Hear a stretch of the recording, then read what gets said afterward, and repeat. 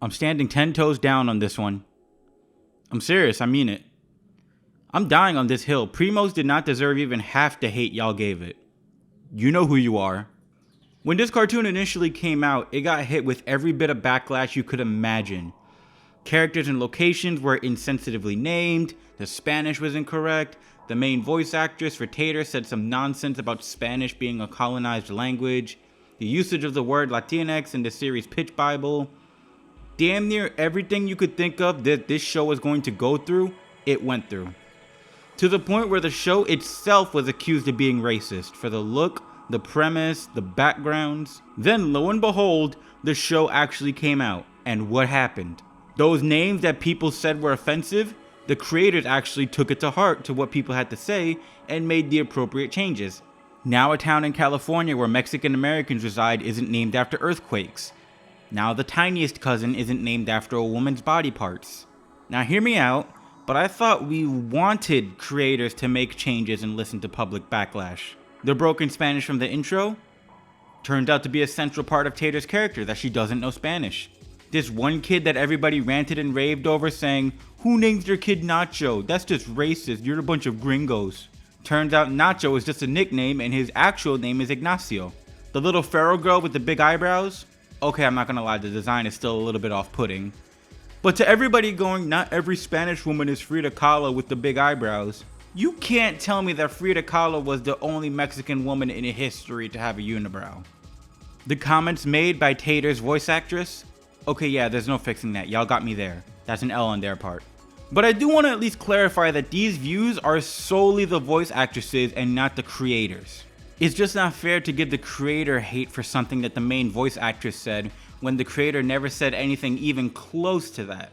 This premise that everybody said was racist because not all Spanish families have to live under one roof and that this show was ripping off the Casa Grandes. Turns out, not only is Primos based on the life of the series creator Natasha Klein, but it's actually scaled down from reality. Because according to her, she had to spend summers with more cousins in her home than the actual number of cousins depicted on the show.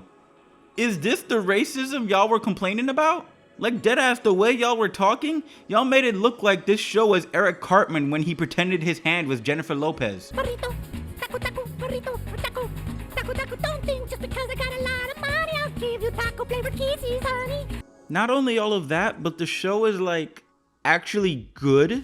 It's not mind-blowing or anything, don't get me wrong. I'm not going to consider it high art or anything even close to the likes of Amphibia, Gravity Falls, or DuckTales 2017. But the animation is solid. Some of the musical numbers are actually pretty catchy. Te extraño con toda mi alma, mi Dinochito. It feels so good to be just and I don't know why, but I don't wanna beg.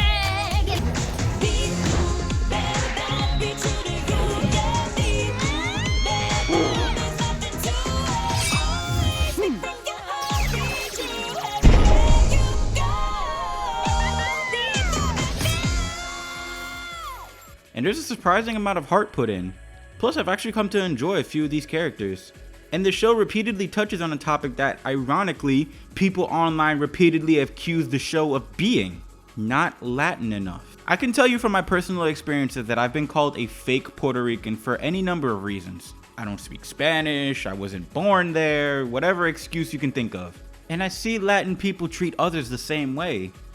As if there's only one way to live as a Latin person when, whether it be Latin American or Latin born in your home country, we all grow up in different ways. But that doesn't take away from who we are or where our blood comes from. And this is expressed within multiple episodes. Time and again, Tater is presented with situations where she feels like her identity as a Latina gets called into question. My ears! She's a no sabo kid!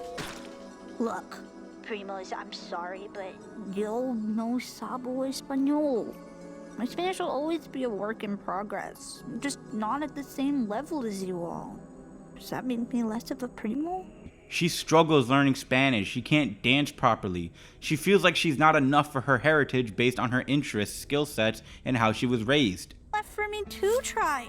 I'm not good at anything that has to do with Latinidad or our cultura. I'm just an imposter. I don't deserve to wear it. I totally failed at this Latinidad Cultura festival. I'm just not Latina enough. And yet I've seen people take these scenes and go, "You're not fooling anybody, fuck you, you're still racist, shut the fuck up, gringo." And all I can say is, what good does that do? What good does imposing this checklist or this set of requirements to be who you are on people do? I can understand that the topic of race and ethnicity is a very complicated one, but if this is the reaction that people are going to have to it, then I'm going to be fully honest, it's not a conversation I feel like having.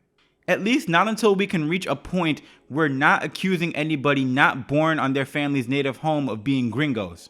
Like, go ahead, call me crazy, but it sounds like you're fighting racism with racism. And none of this is to say that some of the hate towards Primos is unwarranted, or that they get it right every single time.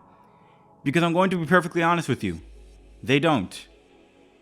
There is more than one use of language within the history of the show that a lot of Latinos, me included, would assume run counterintuitive to the cause. For example, as I've noted before, the usage of the word Latinx in the series Pitch Bible. For a little bit of history, Latinx is a word that is incredibly controversial because, in an attempt to introduce a gender-neutral way of expressing Latin people who don't identify as any specific gender, the word was basically created in an attempt to colonize the Spanish language. Now I know that sounds weird, but hear me out. The concept of the letter X being a gender-neutral letter is one that exists solely within the English language. It's often used as an indicator that the person in question does not identify as male or female. And while you'll see it used in such ways as... how do you say these? Nicks? Folks? Okay, are you starting to see part of the issue here? Don't get me wrong, I am all for gender-inclusive alternatives to help people identify how they identify. But there's gotta be a better way than using one of the hardest consonants in the alphabet, right? Especially in ways that we're just putting two consonants back to back, turning the act of pronouncing a word into a gymnastics act. Now in Spanish, because it's a gendered language, we have the phrases Latino for men, Latina for women, and if it's a group of people with even one man in it, we go back to Latino. It's generally accepted that Latino is used as well if you are unaware of how a person identifies.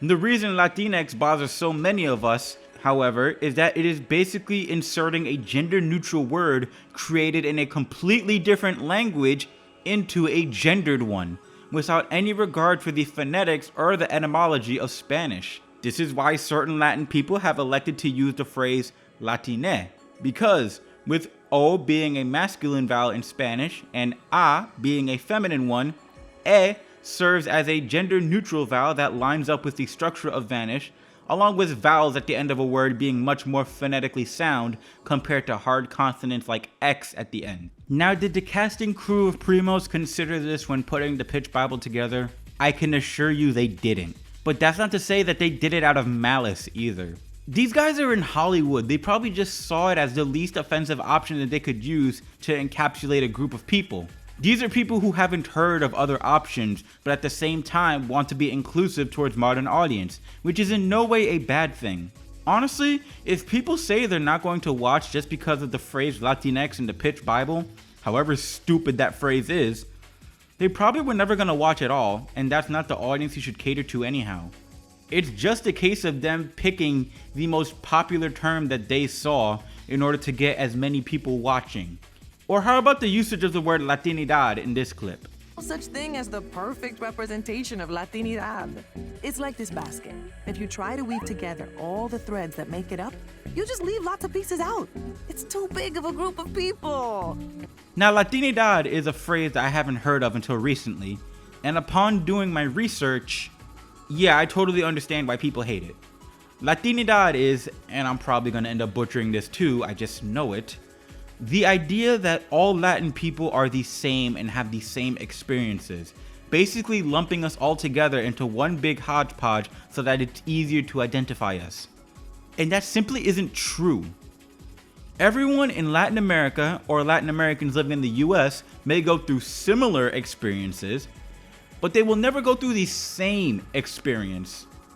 Again, as an example, I'm Puerto Rican. My experiences of living will never match the same as somebody who is Mexican or Cuban or Chilean.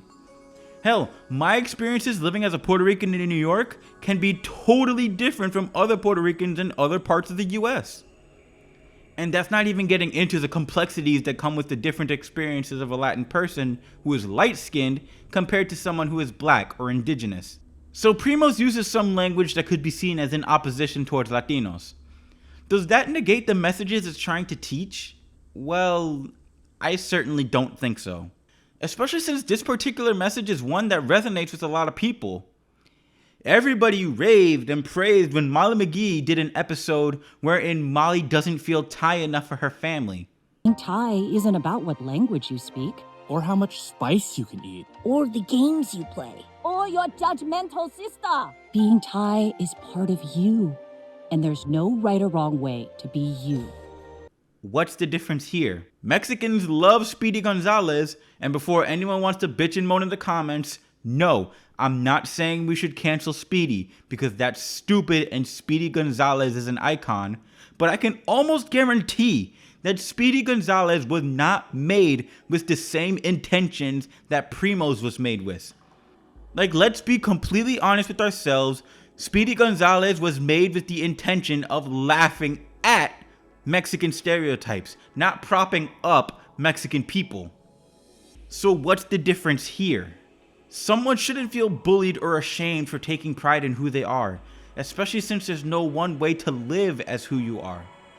Yo soy Boricua, pa que tú lo sepa, but you can call me Crit.